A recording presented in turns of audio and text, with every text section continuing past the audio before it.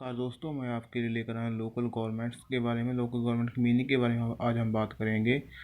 जहाँ पर लिखा गया है कि लोकल गवर्नमेंट जो वर्तमान समय में संसार के लगभग सभी देशों ने लोकतंत्रीय प्रणाली अपनाई है। अब लोकतंत्रीय प्रणाली अपनाई है तो उसके लिए लोकल गवर्नमेंट का होना बहुत ज़रूरी है, क्योंकि लोकतंत्र प्रणाली में लोगों के द्वारा लोगों पर शासन होता है और इसीलिए वहाँ पर लोग ही सरकार बनाते हैं और लोग ही सरकार चुनते हैं और लोग ही सरकार होते हैं।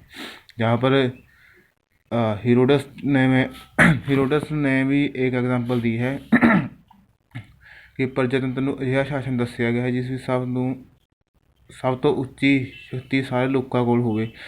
इसका मतलब यह है कि प्रजातंत्र मतलब कि लोकतंत्र को अजिहा शासन बताया गया है जिसमें सबसे उत्तम शक्ति है जो वो लोगों के पास ही हो। मतलब सरकार बदलने की, सरकार बनाने की ये शक्ति भी लोगों के पास होती है। इससे बात हम आगे करेंगे कि यहाँ पर एक्सप्लेन किया गया है कि लोक शासन के ਕੰਮਾਂ ਵਿੱਚ ਤਾਂ ਹੀ ਭਾਗ ਲੈ ਸਕਦੇ ਹਨ ਜੇਕਰ ਸ਼ਕਤੀ ਦਾ ਵਿਕੇਂਦਰੀਕਰਨ ਕੀਤਾ ਜਾਵੇ और राज्य ਅਤੇ केंद्र ਵਿੱਚ शक्तियाँ ਦੀ ਵੰਡ ਕੀਤੀ जाए। इसका मतलब यह है कि जो लोक शासन है वहाँ पर लोकल गवर्नमेंट है जो कामयाब होगी अगर वहाँ पर शक्तियों की जो विकेंद्रीकरण किया जाए, शक्तियों को यानी कि डिवाइड किया जाए। कुछ शक्तियाँ सेंटर के पास हो, कुछ स्टेट के पास हो, कुछ लोकल गवर्नमेंट के पास हो, सभी लोग उसमें भाग लेंगे। और जहाँ पर एक और बात लिखी हुई है कि लोकतंत्र की सफलता ਲਈ ਜ਼ਰੂਰੀ ਹੈ ਕਿ ਸਥਾਨਿਕ ਪੱਧਰ 'ਤੇ ਸਮੱਸਿਆਵਾਂ ਜਾਂ ਮਾਮਲਿਆਂ ਦਾ ਪ੍ਰਬੰਧ ਸਥਾਨਿਕ ਲੋਕਾਂ ਦੁਆਰਾ ਹੀ ਕੀਤਾ ਜਾਵੇ। ਅਜਿਹਾ ਸਮੱਸਿਆ ਨੂੰ ਸਥਾਨਿਕ ਲੋਕ ਹੀ ਚੰਗੇ ਤਰ੍ਹਾਂ ਸਮਝ सकते हैं तो हल कर सकते हैं। यहाँ पर बात कही गई है कि लोकतंत्र की जो सफलता है वो तभी होगी अगर लोगों के जो स्थानिक समस्या हैं उनके जो हल के लिए, उनके यानी कि सॉल्व के लिए उस प्रॉब्लम्स को एक लोकल लेवल पर एक लोकल बॉडी बनाई जाए जो कि उन लोकल लोगों की हो और लोकल लोगों की ही समस्या समझ सके, उनको हल कर सके। ये इस तरह के शासन को स्वय शासन कहा जाता है। अब नेक्स्ट पेज पे चलते हैं जहाँ पर इसकी परिभाषा दी गई है जो कि अलग अलग राइटर्स ने दी है। इसमें सबसे ज़्यादा इम्पोर्टेंट यही है जॉन जे क्लर्क की। ये नेट के एग्ज़ाम में भी एक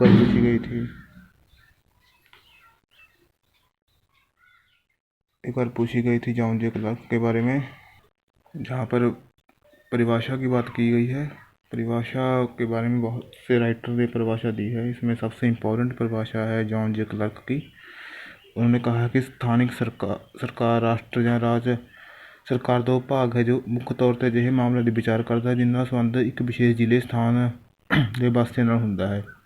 इसका मतलब ये है कि जो लोकल गवर्नमेंट है वो राष्ट्र या राज्य सरकार का वो हिस्सा है जो कि एक ही जो स्थान के जो लोकल मैटर्स होते हैं उन पर विचार करता है, उनकी समस्या का हल करता है। वो किसी ज़िले का भी हो सकता है, वो किसी स्थान का भी हो सकता है। इससे आगे सबसे इम्पोर्टेंट लाइन है ये है कि स्थानिक शासन लोकतंत्र विकेंद्रीकरण भी कहा जाता है। इसका मतलब ये है कि जो स्थानिक शासन है, लोकल बॉडीज़ हैं, उन्हें लोकतंत्री विकेंद्रीकरण कहा जाता है। जहाँ पर दो शब्द हैं, लोकतंत्री और विकेंद्रीकरण।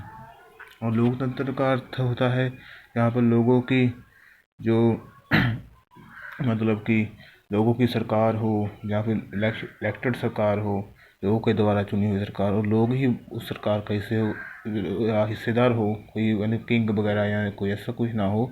वहाँ पर होता है लोकतंत्र, लोगों की सरकार, लोगों के द्वारा चुनी गई सरकार, लोकतंत्र।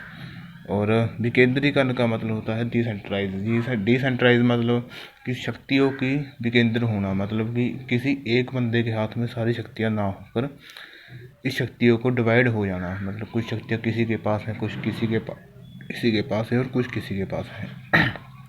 यहाँ पर नीचे है ਸਥਾਨਿਕ ਸੰਸਥਾਵਾਂ ਰਾਸ਼ਟਰ ਅਤੇ ਰਾਜ ਸਰਕਾਰ ਪਰ ਬਣਾਏ ਨਿਯਮਾਂ ਦੀ ਪਾਲਣਾ ਕਰਦੇ ਹੋਏ खुद मुख्तियारी ਨਾਲ ਕੰਮ करदिया ਹਨ। इसका मतलब ये है कि जो लोकल बॉडीज़ हैं हमारी वो यानी कि काम करते हैं राष्ट्र और राज्य के द्वारा बनाए हुए नियमों के मुताबिक, लेकिन करते वो खुद मुख्तियारी से हैं। खुद मुख्तियारी मतलब अपनी मर्जी से। अब इसे एक एग्जाम्पल के तौर पर समझते हैं कि मान लो कि गवर्नमेंट ने यहाँ पर गांव में पंचायत को भेज दिया कि तुम लोगों ने ये ग्राउंड है, ग्राउंड में बहुत सा घास है, इसे साफ़ कराना है। अब उसमें जो पंचायत है उसका मतलब कह दिया कि वो किस तरह साफ़ कराना चाहती है, वो इसमें आज़ाद है। चाहे तो वहाँ पर लेबर लगा दे, भले ही वहाँ पर वो किसी ट्रैक्टर को बुला कर उसे साफ़ करा दे। ये उसको साफ़ कराने में वो पाबंद तो है, लेकिन उसके तरीके को लेकर वो पाबंद नहीं है। वो कोई भी यानी कि वे यूज़ कर सकते हैं। यहाँ पर नीचे है स्थानिक सरकार ਅਤੇ स्थानिक स्वय शासन ਵਿੱਚ अंतर। यहाँ पर सिंपल इस बात में ज़्यादातर लोग कंफ्यूज हो जाते हैं कि स्थानिक सरकार और स्थानिक स्वय शासन इसमें क्या फ़र्क है, क्योंकि इसमें छोटा सा ही अंतर है। ये आज़ादी के पहले की बात करते हैं। यहाँ पर लोकल गवर्नमेंट तो थी आज़ादी के पहले जो कि लॉर्ड रिपन ने इस्टेब्लिश की थी इंडिया में। अब वो लोकल गवर्नमेंट में स्वय शासन नहीं था, यानी कि सेल्फ जो गवर्नमेंट नहीं थी। वहाँ पर अंग्रेज़ों के द्वारा चुनी हुई गवर्नमेंट होती थी। वो अंग्रेज़ों के ही प्रतिनिधि करती थी, उनके ही जो काम वगैरह देखती थी। लोकल लोगों को यानी कि पूछा नहीं जाता था, इतना डेवलपमेंट पर ज़्यादा कोई खास ध्यान नहीं दिया जाता था। अब आज़ादी के बाद स्थानिक स्वय शासन है हमारे पास, यानी कि लोकल सेल्फ गवर्नमेंट है हमारे पास, और लोकल गवर्नमेंट भी हमारी ही है। जी धन्यवाद।